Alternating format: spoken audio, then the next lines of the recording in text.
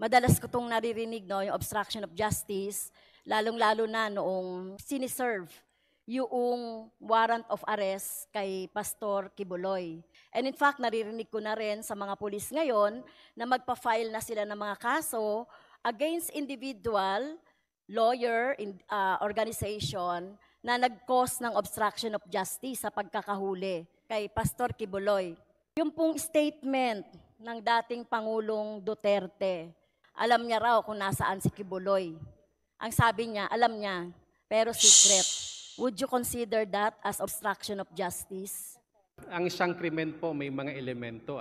So kung lahat pong elemento na yon, regardless kung sino po yung possible offender, well, that would be a case for obstruction of justice. And in fact, this representation has also issued a press statement.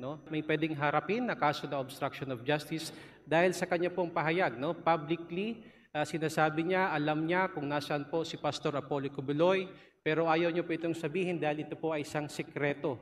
So having said that, Mr. Speaker, yung pong kanyang pahayag, lalong-lalo na siya po ay isang property administrator ng KOJC compound. So in effect, that would warrant a possible case of obstruction of justice. Okay, aasahan ko ang DOJ na pag-aralan